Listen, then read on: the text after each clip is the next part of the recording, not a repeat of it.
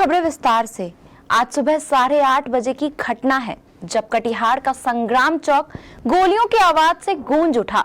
यहां रहने वाले दिनेश पासवान का छोटा पुत्र नीरज पासवान रोजाना की तरह आज भी चाय दुकान पर अपने दोस्तों के साथ चाय पी रहा था। तभी अचानक कुछ अपराधी वहां पहुंचे।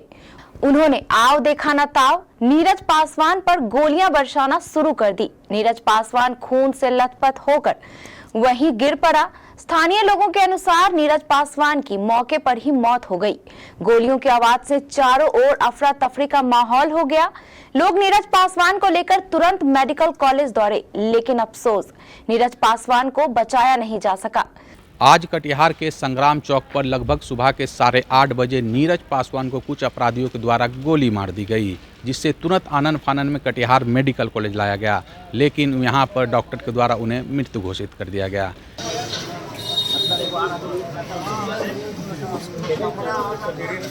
स्ट्रक्चर अभी इधर लेगा।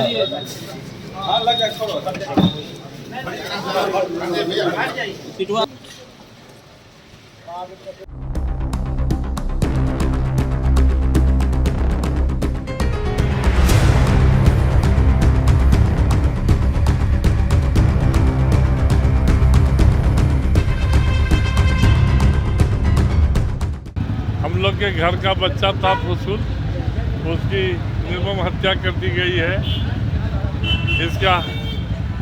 इसके पूरे कटिहार में इसकी खून सुनने को मिल रही है। हम तो सरकार से मांग करते हैं कि इमीडिएट प्रशासन से मांग करते हैं कि क्रिमिनल्स को पकड़ा जाए और इस दुख के घड़ी में उनके परिवार के लोगों को संयम बरतने की अपने को संयम बरतने का करें। मैं भी बोल नहीं पा रहा हूँ कि चूँकि हम लोग का भतीजा था। हाँ, कितनी गोली लगी है? ये तो अभी मैं सुन के आया हूँ। गोली कितनी लगी है इसका तो मुझे पता नहीं है। घटना कहाँ पे हुआ तो कुछ जानकारी है? घटना तो सुनते हैं कि संग्राम चौक के सामने हुआ, उनके घर के ही आसपास हुआ। मेडिकल सूत्रों से मिली जानकारी के अनुसार नीरज पासवान को 2 गोलियां लगी हैं। एक गोली सीने में लगी है, जबकि दूसरी गोलियां आंख पर। मौके पर मौजूद लोगों ने बताया कि घटनास्थल पर मृतक नीरज पासवान के चाचा टुनटुन पासवान भी मौजूद थे। अपराधियों ने टुनटुन पासवान पर भी गोली चलाई, लेकिन वह मिसफायर हो गई। टुनटुन पासवान भी खतरे को देखते हुए जमीन पर लेट गए, जिससे कि उनकी जान बच गई। घटना मृतक नीरज पासवान के घर के ठीक सामने की ही बताई जा रही है।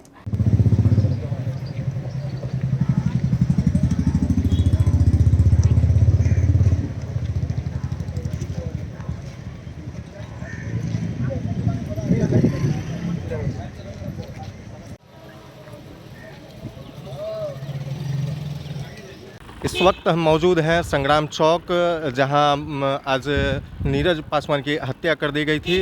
सूत्रों की जानकारी के अनुसार आज अहले सुबह लगभग सुबह 8:30 बजे कुछ बाइक सवार अपराधी इस स्थल पे आए थे और पता पूछने के बहाने नीरज पासवान के ऊपर लगातार गोली चलाना स्टार्ट कर दिए थे। यही वो जगह है, आप देख सकते हैं यहाँ पर खून का धब्बा दिख रहा है और चप्पल और जूते भी दिख रहे हैं।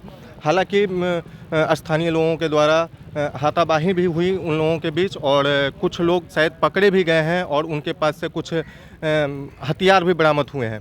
हालांकि आगे की जानकारी पुलिस पूछताछ के बाद पता चलेगी। घटनास्थल से मैं अरुण कुमार यादव, गुड्डू शेख के साथ।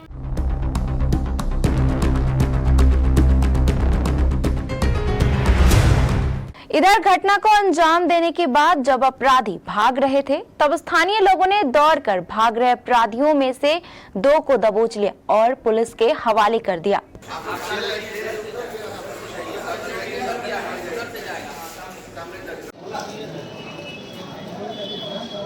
अरे देखिए, मैं तो अभी तुरंत पटना से लौटा हूँ और हत्या की घटना की जानकारी मिलते ही कटिहार मेडिकल कॉलेज अस्पताल में अभी आया और नीरज का अंतिम दर्शन भी किया। इससे बड़ी दर्दनाक और दुखद घटना हम सबों के लिए नहीं हो सकती है, क्योंकि हम सबका पारिवारिक संबंध भी था और हमारी सरकार इस प्रकार की घटना को कहते ही बर्दाश्त नहीं करेगी। मैंने पुलिस अधीक्षक को कहा भी है इस प्रकार के जितने भी आपराधिक तत्व हैं जो स्थानीय अपराधियों के साथ साठगांठ करके इस प्रकार के घटनाओं का अंजाम देते हैं, उसकी अविलंब गिरफ्तारी हो और सख्ती से कार्रवाई हो। ऊपर के भी अधिकारियों से इस संबंध में मैं संपर्क में हूँ, क्योंकि यह घटना नितांत ही दुखद है। अपराधी तो निश्चित तौर पर पकड़े जाएंगे और पकड़ने के लिए पुलिस प्रशासन कटिहार प्रयास भी कर रही है, लेकिन इस प्रकार की घटनाएं नहीं हो ये सुनिश्चित करने के लिए हमने स्पष्ट तौर पर पुलिस के अधिकारियों को कहा है।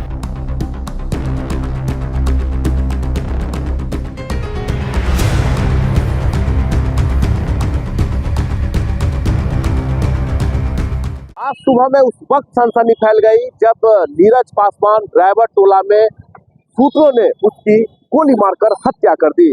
इसको लेकर पूरे शहर में सुरक्षा व्यवस्था को लेकर चौकसी बरती जा रही है। हालांकि मेडिकल कॉलेज ले जाते समय नीरज पासवान की मौत हो गई थी। हम इस वक्त सही चौक पर खड़े हैं। आप देख सकते हैं कि जो नज़ारा है, जो पुलिस प्रशासन का जो चौकसी है वो यहाँ पर नजर आ रही है। हम आपको बता दें कि नीरज पासवान कोढ़ा विधायक कविता पासवान के भतीजे हैं और पूर्व मेयर शिवराज पासवान हत्याकांड में बेल पर चल रहे थे।